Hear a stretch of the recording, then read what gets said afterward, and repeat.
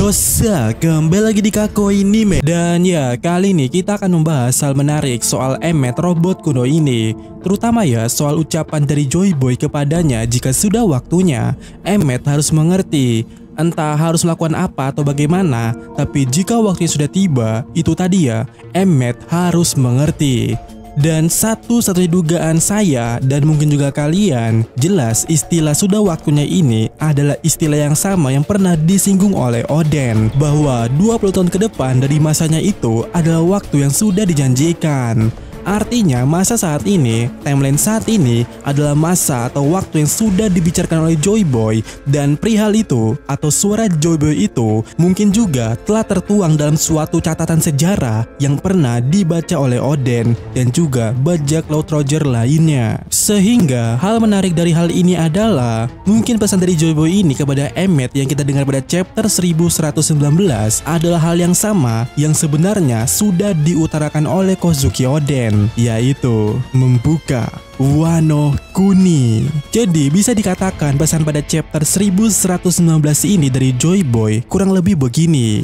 Emmet, kau harus mengerti, jika saatnya tiba di mana Joy Boy kembali, kau harus membuka Wano Kuni dan ambil lagi katanamu dari sana. Lah iya ya, setelah dipikir-pikir dan setelah kita lihat-lihat juga bagaimana jika pedang Onigashima itu adalah pedang yang dimiliki oleh robot kuno ini. Memang benar adanya di 200 tahun yang lalu sosok ini menggunakan tombak, tapi di cover story Enel setidaknya seseorang seperti ini pasti menggunakan katana. Apalagi ya Luffy sempat memanggil robot itu dengan sebutan Robosuke, yang mana kita tahu ya identik dengan Wano Kuni.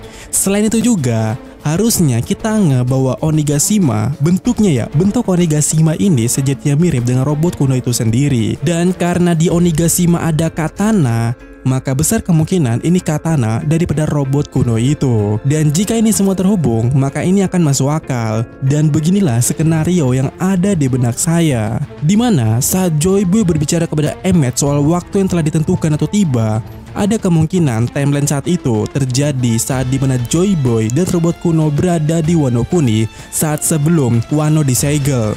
Dan di momen itu Joy Boy berpesan kepada Emmet bahwa akan tiba saatnya kita akan membuka kembali Wano ini, dan Emmet adalah sosok yang harusnya melakukan itu jika waktunya tiba. Dan dalam menunggu selama itu, Emmet menancapkan katananya di tempat itu. Dan menariknya adalah robot kuno ini tidak masalah dengan air, sehingga desain Wano Kuni yang lama ditutup dengan air seperti ini seperti menjelaskan kalau ini emang akses bagi robot kuno tersebut. Dan di cover story-nya juga kita melihat Onigashima dan katananya itu tenggelam di air tersebut, membuat plot ini bisa saja menjadi sangat mungkin untuk terjadi, bukan? Dan ya, bagaimana menurut kalian? Apakah setelah ke Elbaf dan kemudian menemukan 4 robot ponik lainnya dan sampai ke Laugtail, Mugiwara Ichimi sadar bahwa Wano Kuni harus dibuka? Karena Oden begitu, ketika dia kembali dari perjalanan bersama Roger, dia baru sadar bahwa Wano Kuni harus dibuka. Kemudian berbicara hal menarik lainnya, kita tahu ya pada chapter 1119 si babi Warkuri ini tanpa basa-basi melompat ke arah kapal Elbaf, yang mana kita tahu area itu tidak ada tanah, area itu adalah lautan. Dan kita semua tahu bahwa ini menandakan dia tidak takut air. Dan pernah saya sampaikan di video review sebelumnya juga ya, apakah ini menjelaskan kalau power Gorose ini adalah hasil eksperimen dari Saturn, yang mana dengan membuat eksperimen ekstraksi buah iblis, menurut saya itu adalah metode Saturn untuk menghilangkan efek buah iblis. Karena begini ya, Vegapunk pernah mengatakan bahwa menurutnya buah iblis itu hadir dari kemauan seseorang. Misal, aku sangat keren jika seperti itu. Aku akan sangat kuat jika memiliki api. Aku sangat bebas jika seperti itu. Ya, kalian benar.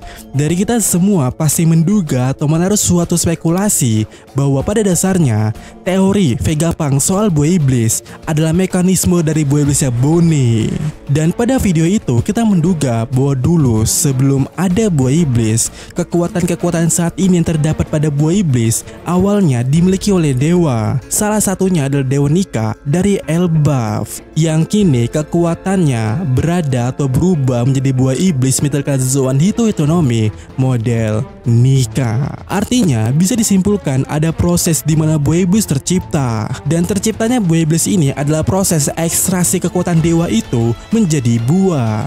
Dan benar, efek samping buah iblis ini seperti melemah terkena batu laut atau semacamnya dan yang lainnya adalah efek yang terjadi saat kekuatan dewa itu diubah atau diekstrak menjadi buah iblis. Jadi bisa dibilang buah iblis ini sama seperti obat, dan singkatnya juga buah iblis itu adalah hasil eksperimen seseorang di masa lalu. Kenapa? Karena buah iblis punya efek samping. Harusnya kita sadar jika buah iblis punya efek samping, harusnya itu bukan sesuatu yang alami. Contoh saja ya, energi steroid dan juga smile milik Caesar Clown. Nah, eksperimen Sartun ini adalah sebaliknya. Sartun ingin kembali mengekstrak buah iblis ini agar tidak perlu memakan buah iblisnya.